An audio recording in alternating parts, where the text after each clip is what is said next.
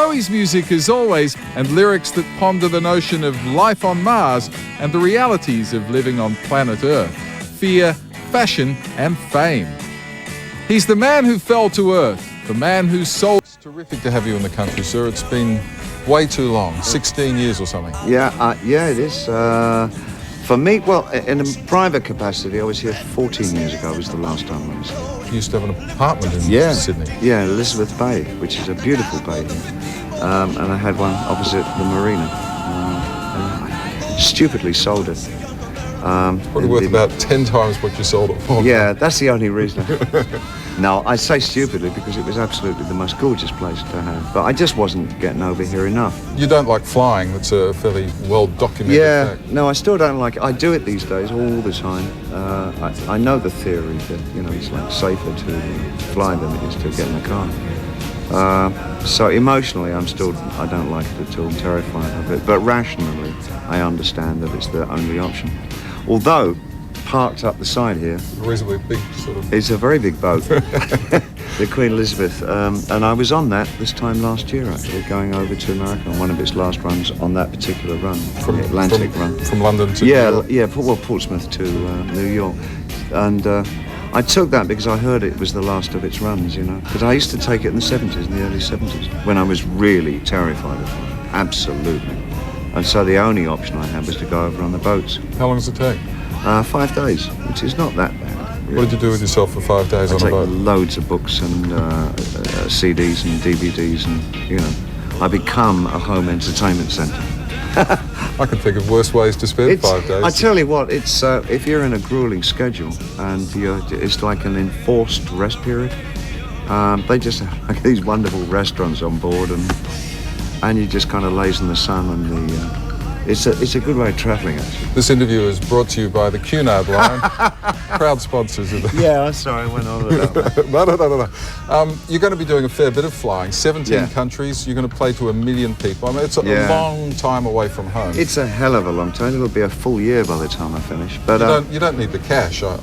No, this is like, I mean, I'm in a certain kind of position where one of the few ways I get to have my work really exposed is to go and play live, because you reach my sage old age and you find it's just impossible to get radio play or TV or whatever, on videos and things. So you have to do alternative means, and one of the things open to us is to go and tour the albums, The tragic human is looking young and sexy.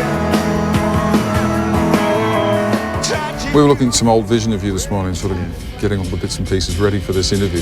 Looking at footage of the old grey whistle test in 1972, I think. I did 5 years on that show, I think, with that blue guitar. Wonderful stuff. Yeah. In those days when you got the makeup and the costumes and the theatrics and everything, you were doing that stuff.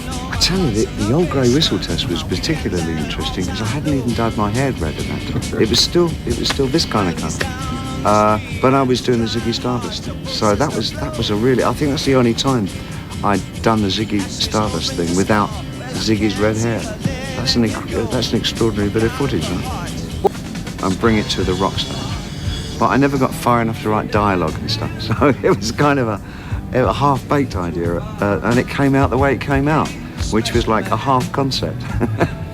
It was kind of... Days to what it was when you started. Oh, I think a lot of the artists these days are a lot more canny than they used to be when I was a kid.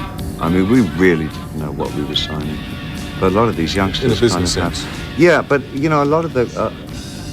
I can't say this applies to all of them because there's some good kids out there with lots of integrity and are really writing well and want to be musicians and have some kind of artistic integrity. But there's a lot of artists, new ones, who see it as just a kind of a ladder to fame or celebrity or whatever, and they have a talent and they sing well and they can dance well, whatever means is necessary, and that's the aspect of it that I don't really understand. It wasn't around when I was that age, we'd come out of Hendrix and Lennon and all those things, and there's now a lot of kids that it's just a career opportunity, and I guess that's all it is these days for some kids, You're saying you didn't want to be famous? No, I wanted my work to be admired. I wanted to be a great writer and performer and all those other things. And fame would naturally come with all that. you know. But what I really wanted was to produce really good work and have other people recognise it for being that, you know. Well, you're a rarity in the sense that we Bowie album with the same expectation as the ones way back then. So I'm delighted. So 26 and going strong. Yeah? Thanks very much. 26th studio album. Studio, yeah. How many more to go? Oh, don't do that to me. I have no idea. One day at a time. Thank you. My pleasure. Rebel, rebel, you told me just. Rebel, rebel, your face is